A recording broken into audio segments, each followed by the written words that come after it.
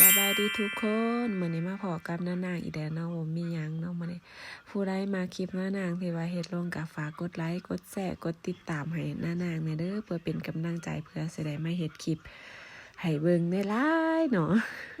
บ่มีหยังมื้อนี้ก็สิพาไปเบิ่งบรรยากาศสวนสนุกสิไปดินสวนสนุกไปย่างเพราะว่ามื้อนี้อากาศดีแน่น้อยนึงแต่มาอยู่พี่ก็พวมเห็นแดดก็อยากออกไปย่างดินไปส้มวิวเบิงบาบานเมืองค่ะเป็นอะไรแต่ละมือหันมีแต่ฝนตกอยู่เจ้าเอ้ยหนาว3 องศา4 องศา5 องศาเนี่ยว่าบ้านเฮาบ่เคยหนาวสีบ้าบ่เคยหนาวกันหนาวอยู่เนาะแต่บ้านมันบ่ถึงขนาดว่า5 องศานะกับวันนอกนี่บรรยากาศบ้านเขางามเนาะตอนนี้กำลังขี่รถไปกะไกลน้อยนึงก็ได้ขี่รถมึงยามหนาวหั่นน่ะกกไม้มันมีไหว มันหนาวใบรุนเบิดแต่อีต้นสาดบ้านเขาก็งามเนาะแบบสะอาดนะเนี่ยไปใส่คือจังเกียงหูเกียงตาไปเบิดจะเดินแหงเด้อประเทศเขา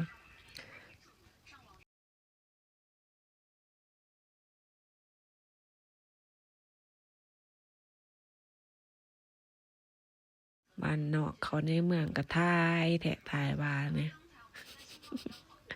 อยู่บ้านมีแต่ขี้ฝุ่นเว้ยธรรมดาเด้จะเป็นสารนั่นอยากให้พ่อให้แม่มาเห็นเด้อยากมีเงินแบบพาเพิ่นมาเที่ยวนะให้มันเพิ่นมาเปิดหูเปิดตาไก่สิฮอดแต่ทุกคนเนี่ยกำลังสิเดียวรถเข้าไปรถก็ได้เขาบอกกล้าครับรถอยู่บ้านเขาขอยานขอยานเขาบุไปขอยานเขาปีบแกก็สิปีบแกได้อยู่เป๊ะๆเนี่ยเขาบอกกล้าครับไหวนะเขาขับรถไหวมาจอดรถแล้วไก่สิฮอดแต่มีแต่ตึกแหนมไปใส่ก็มีแต่ตึกจะไม่มาผ่าเพื่อสิไรสินะ晒太阳。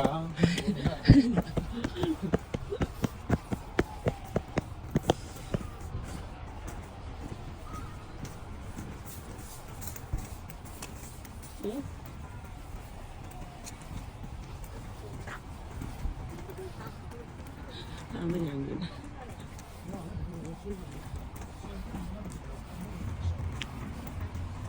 แล้วก็จะก็ไม่สมใจอันนี้ตัวนกซากุระมันก็ทันบานเห็นไหมไม่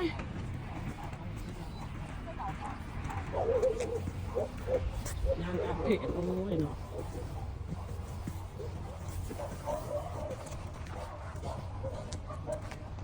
นกซากุระทันบานโอ้แต่ก็ติดสีฟ้าแล้วเสียฟ้าคนอื่นยังตาแตกอยู่เนาะภาพมัน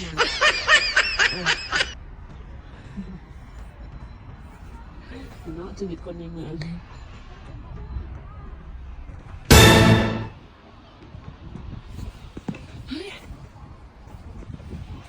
เห็นป่ะฮะแล้วก็เห็นไหมวะเห็นไหมวะเฮ็ดดิ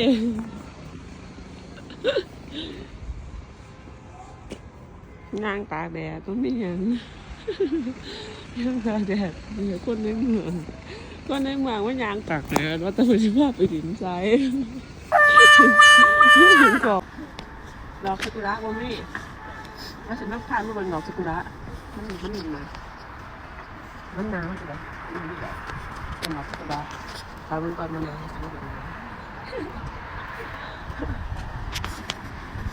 ตอนถึงที่มันหนาว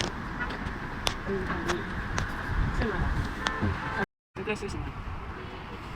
酸ซากุระเวลาเราไปดอกซากุระ没有。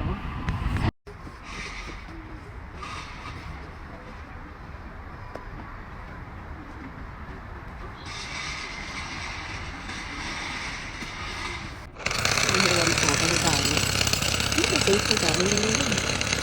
มีวงมอนเลยค่ะที่กินก็เป็นของนะ